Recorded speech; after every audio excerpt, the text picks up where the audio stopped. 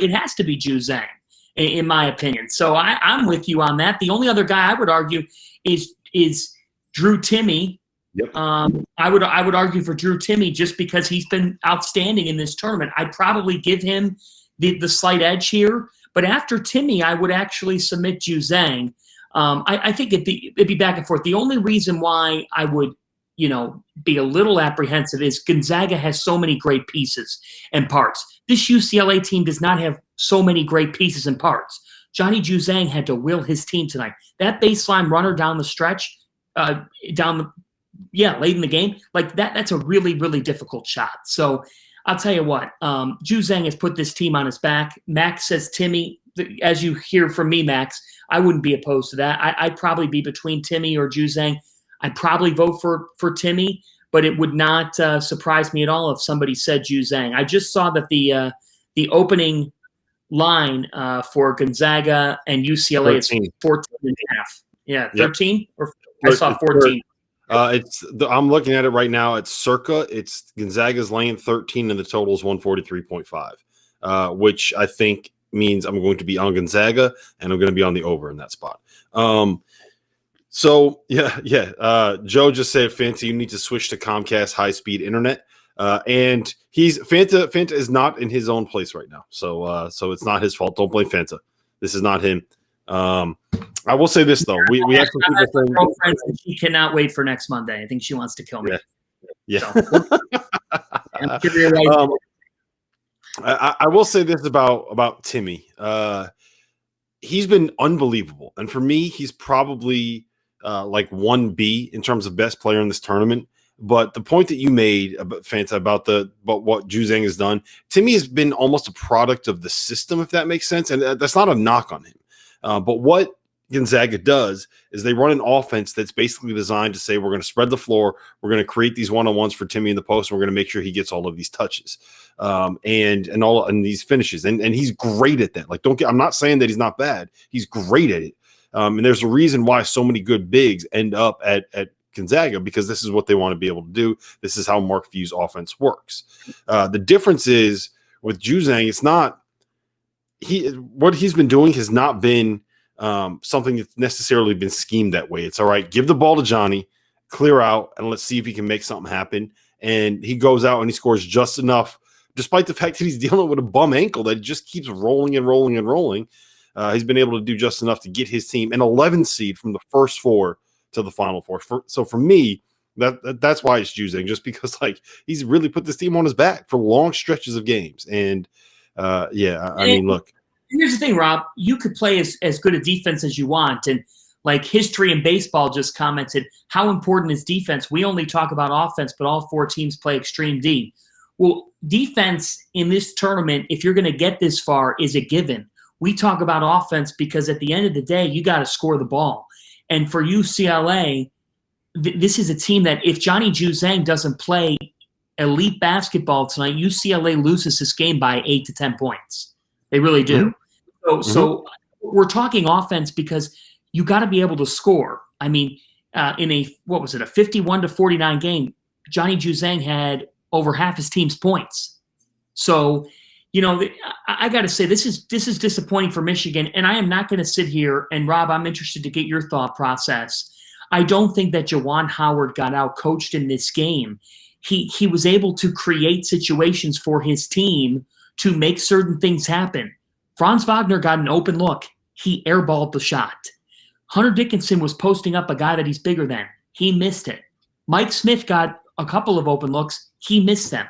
Michigan missed so many shots tonight inside the cylinder that I do not mind at all them going for threes late in this game. I don't think that Juwan Howard got exposed tonight.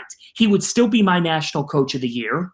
I would vote him as such. I just think tonight Franz Wagner picked the worst time to have a bad game, and Michigan missed some shots that they needed to make. And Zama says no longer a Michigan fan. Come on. I mean, come on, be better than that. No, this was a team. First and foremost, let's get this straight. There's a reason why nobody had Michigan anywhere near top 3 in the country this season. Yes, because they don't. That roster is not what you would expect your top 3 roster to be. Go through and look at the players they got, and then go through it and look at the talent on Gonzaga and look at the talent on Baylor. Those are the 2 comparisons that you need to make. Baylor has at least 1 first-round pick and probably 3 guys that are going to end up playing in the NBA. Gonzaga is absolutely like star-studded, right? Michigan's best player is a guy that like profiles as a role player in Franz Wagner. They run everything through a 5-man that really, like, he was kind of exposed a little bit tonight because he can't really go to his right hand. They were playing without their best player, probably in Isaiah Livers. And beyond that, like, I think they really only have 1 guy, at least on the floor tonight. They really only had 1 guy that's going to end up playing in the NBA. Their starting point guard is a transfer from Columbia. Like, the fact that Juwan Howard put this team together and got them to the point that they were as good as they were is a fantastic coaching job. Yep. Fantastic coaching job. Like, the biggest difference at the end of the day, what this game came down to, which is something that we talked about last night, Fanta, is that UCLA has guys on that team that can go out and make a play on their own. When you don't have anything else going on, you can say, all right, Johnny, we're going to give you the rock. We're going to clear out. Go make something happen. All right, we're going to give Jaime the rock. Go clear out. Make something happen. Cody, we're going to give you the ball in the post, even though you have a 7'1" monster on you. Go make a play, make something happen. And UCLA's guys were able to do that enough to get it done. And they were good enough defensively to make sure that Franz Wagner did not have his best game, to make sure that Mike Smith was ineffective, to do a phenomenal job on Hunter Dickinson. Like, Hunter Dickinson is a monster at the college level, and all they did was they sat on his right shoulder and they said, we are not going to let you get to your left hand. Go right. We dare you. And they were able to stop him. Like, to me, this was fantastic execution from a UCLA team that played completely above their head, and it was Michigan. I'm not going to say – we got Leonard in here saying Michigan should be hanging their heads in shame. I got to put him back in timeout, Fanta. Michigan should be hanging their heads in shame. No, they shouldn't. Leonard's going back in timeout. Here's the thing. These are 18 to 22-year-old kids. Okay, let me stop the show right now. These kids get up every morning at 6:30 a.m. to go and test. They don't go back to bed. They then go to practice. They then come back. They work on their class stuff. They eat a meal. They go watch film. They then get a test result. They go back to their rooms where they're in isolation playing PlayStation, and then they go to bed, and then they wake up at 6:30 the next morning.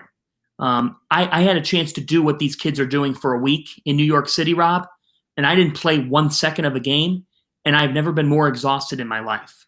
Mm-hmm. So I want to credit these kids for everything they've been through. If they can get through this, they can get through anything. Nobody should be hanging their heads. Michigan had a fantastic season.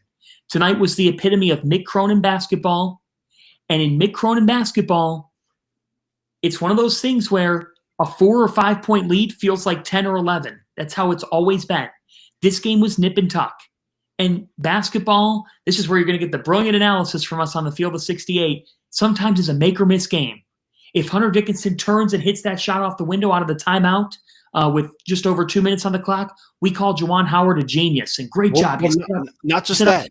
How about the free throws that he missed? How about the wide open 3 that Franz Wagner airballed? Right? How about the pull-up 3 that Mike Smith missed?